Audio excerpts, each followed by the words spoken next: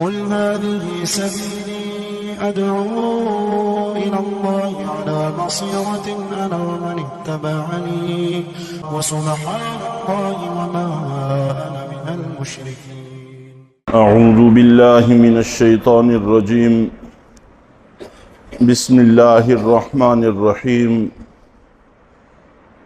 وَيَسْتَفْتُونَكَ فِي النِّسَاءِ، اور اے پیغمبر آپ سے یہ لوگ عورتوں سے متعلق شرعی حکم پوچھتے ہیں۔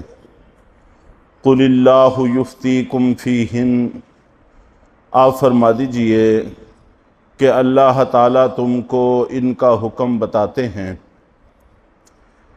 ان آیات کے شان نزول میں حضرت سعید بن جبیر رضی اللہ تعالی عنہ اور سیدہ عائشہ صدیقہ رضی اللہ تعالی عنہا نقل فرماتی ہیں کہ شروع میں مشرکین کے ہاں رواج یہ تھا کہ وراثت میں سے صرف حصہ ان لوگوں کو ملا کرتا تھا جو مرد ہوں، گھوڑے پر سوار ہو سکتے ہوں اور دشمن کا مقابلہ کر سکتے ہوں۔ خواتین کو اور بچوں کو وراثت میں سے حصہ نہیں دیا کرتے تھے، اور ان کا ذہن یہ تھا کہ ان کا حق نہیں بنتا، اس لیے کہ یہ دفاع نہیں کر سکتے، لڑ نہیں سکتے دشمن کے ساتھ۔ پھر آپ جانتے ہیں کہ سورۃ النساء کے شروع میں وراثت کے احکام بڑی تفصیل کے ساتھ اللہ تعالیٰ نے نازل کر دیے، تو جب وہ احکام نازل ہوئے اس میں خواتین کا بھی وراثت میں حصہ تھا اور بچوں کا بھی وراثت میں حصہ تھا۔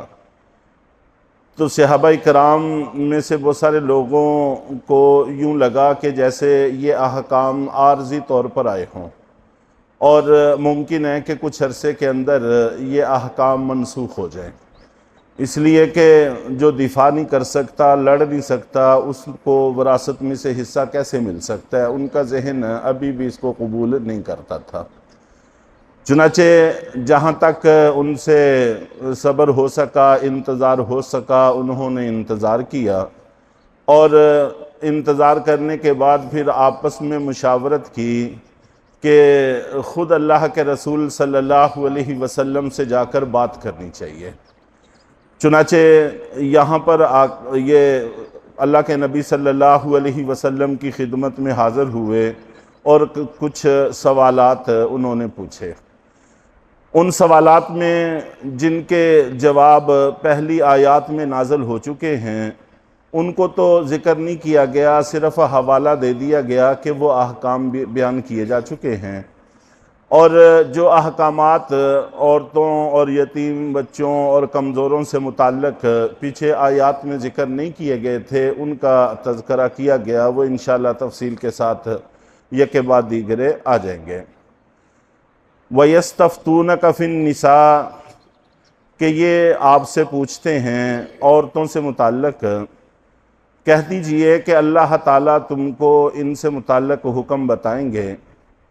وَمَا يُتْلَى عَلَيْكُمْ فِي الْكِتَابِ فِي يَتَامَى النِّسَاءِ اللَّاتِي، کہ جو آیات تم کو کتاب کی پڑھ کر سنائی جاتی ہیں یتیم عورتوں کے بارے میں، لا تؤتونہن ما کتب لہن، کہ جن کو تم ان کا حق، طے شدہ حق نہیں دیتے، وترغبون ان تنکحوہن، اور تم اس بات میں رغبت رکھتے ہو کہ ان سے نکاح کر لو۔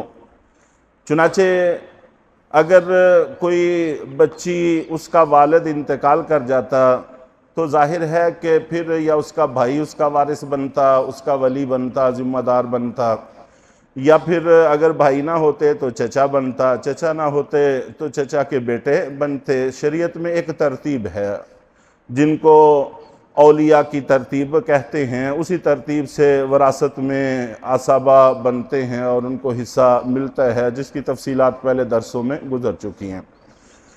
تو بسا اوقات ایسا ہوتا کہ اگر وہ چچا یا تایا کی بیٹی شکل و شباہت کے اعتبار سے ایسی ہوتی کہ ان کو ان سے نکاح میں رغبت ہوتی تو پھر نکاح کر لیا کرتے تھے، لیکن ان کو ان کے حق مہر نہیں دیا کرتے تھے۔ اور چونکہ پوچھنے والا کوئی نہیں ہوتا تھا، ذمہ دار بھی یہی ہوتے تھے، نکاح بھی یہی کرتے تھے۔ اگر تو چچا کا بیٹا ہوتا تو ظاہر ہے کہ اس کا نکاح ان کے ساتھ جائز تھا، اور اگر چچا ہوتا تو اپنے بچوں میں سے کسی سے ان کا نکاح کروا دیتا، اپنے ہی گھر میں اس کو رکھ لیتا۔ دونوں صورتیں اس میں شامل ہیں۔ تو یوں عورتوں کا حق ضائع ہوتا تھا، اور اگر شکل و شباہت کے اعتبار سے وہ ایسی ہیں کہ ان کو ان میں رغبت نہیں ہوتی تھی، پھر نہ تو خود ان سے نکاح کرتے تھے اور نہ آگے کسی اور سے ان کا نکاح کرتے تھے، تاکہ ان کی جائیداد، ان کی دولت گھر میں رہے، وہ کہیں اور منتقل نہ ہو جائے۔ خاص طور پر جب کہ واقع میں ان کے پاس کچھ مال بھی ہوتا تو اس وقت اس میں زیادہ اہتمام سے یہ کام کیا کرتے تھے۔ تو ان دونوں صورتوں سے متعلق ان سے کہا گیا ہے کہ تم ان سے نکاح تو کر سکتے ہو، نکاح میں تو کوئی حرج کی بات نہیں ہے، لیکن پیش نظر ان کی بھلائی ہونی چاہیے، اور اس کے ساتھ ساتھ ان کا حق مہر جیسے عام خواتین سے نکاح کرتے وقت پورا دیتے ہو، خوش دلی سے دیتے ہو، تو ان کو بھی ان کا حق مہر اسی طرح پوری خوش دلی کے ساتھ دینا چاہیے، تنگ دل نہیں ہونا چاہیے۔ اور اسی طرح اگر خود نکاح نہیں کرنا چاہتے تو کسی ایسی جگہ ان کا نکاح کر دیں جہاں ان کی بھلائی ہو، بہتری ہو، اور پھر ان کی جو جائیداد ہے وہ بھی ان کے حوالے کر دیں، اس میں بھی کوتاہی سے کام نہ لیا کریں۔ ان دونوں چیزوں کا یہاں پر تذکرہ ہے۔ چنانچہ صحابہ کرام نے جب یہ باتیں سنی تو وہ کافی پریشان ہو گئے کہ اگر ہم ان سے نکاح کریں گے، خدا نہ خواستہ کسی جگہ ہم سے کوتاہی ہوگی تو بڑا سخت معاملہ ہے، آخرت میں کہیں پکڑ نہ ہو جائے۔ چنانچہ انہوں نے فیصلہ کیا کہ ہم یتیم بچیوں کے ساتھ اپنے گھر میں نکاح کیا ہی نہیں کریں گے، بلکہ باہر ہی ان کا نکاح کر دیا کریں گے، تاکہ کسی جگہ کوتاہی نہ ہو اور ہم پکڑ میں نہ آ جائیں۔ تو اس پر بھی ان کو کہا گیا کہ یہ مقصود نہیں ہے، بلکہ مقصود یہ ہے کہ تم ان کے ساتھ بھلائی کا معاملہ کرو، خیر کا معاملہ کرو۔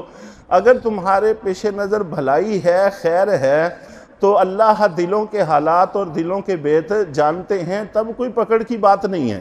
لیکن اگر خدا نہ خواستہ تمہارے دل کے اندر میل ہے تو پھر اللہ کی طرف سے پکڑ ہوگی اور اللہ کی طرف سے پوچھ ہوگی۔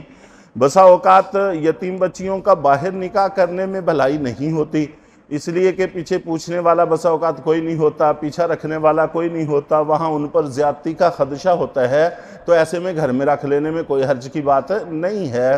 چونکہ پیش نظر بھلائی ہے، اسی لیے اللہ کی طرف سے اجر بھی ملے گا اور نکاح بھی درست ہوگا۔ وَتَرْغَبُونَ أَن تَنْكِحُوهُنَّ، اور تم رغبت رکھتے ہو ان سے نکاح کرنے کی تو نکاح کر لیا کرو، کوئی حرج کی بات نہیں ہے، لیکن حق مہر ان کو ان کے پورے دے دیا کرو۔ اور جیسے ان یتیم بچیوں کا معاملہ ہے، اسی طرح وَالْمُسْتَضْعَفِينَ مِنَ الْوِلْدَانِ کہ کمزور سمجھے جانے والے بچوں کا بھی معاملہ ہے۔ گویا کہ کمزور سمجھے جانے والے کسی بھی شخص پر ہماری طرف سے قطعاً کسی وقت کوئی زیادتی نہیں ہونی چاہیے۔ اسلام کی تعلیمات یہی ہیں۔ وَأَن تَقُومُوا لِلْيَتَامَى بِالْقِسْطِ، اور اس بات کا حکم دیا جا رہا ہے کہ یتیموں کے بارے میں انصاف پر قائم رہو، بے انصافی کا ارتکاب نہ کرو۔ وَمَا تَفْعَلُوا مِنْ خَيْرٍ فَإِنَّ اللَّهَ كَانَ بِهِ عَلِيمًا، اور جو بھلائی کا کام بھی تم کرتے ہو سو اللہ تعالیٰ اس کو خوب اچھی طرح سے جانتے ہیں، یہ چیز اللہ سے چھپی ہوئی نہیں ہے۔ جب تمہارے دل کے اندر خیر خواہی ہے، بھلائی ہے، تو اللہ تعالیٰ تم سے خوش ہیں، کوئی ناراضگی کی بات نہیں ہے۔ لیکن اگر خدا نہ خواستہ دل میں مسئلہ ہے تو پھر اللہ کی طرف سے پکڑ ہے۔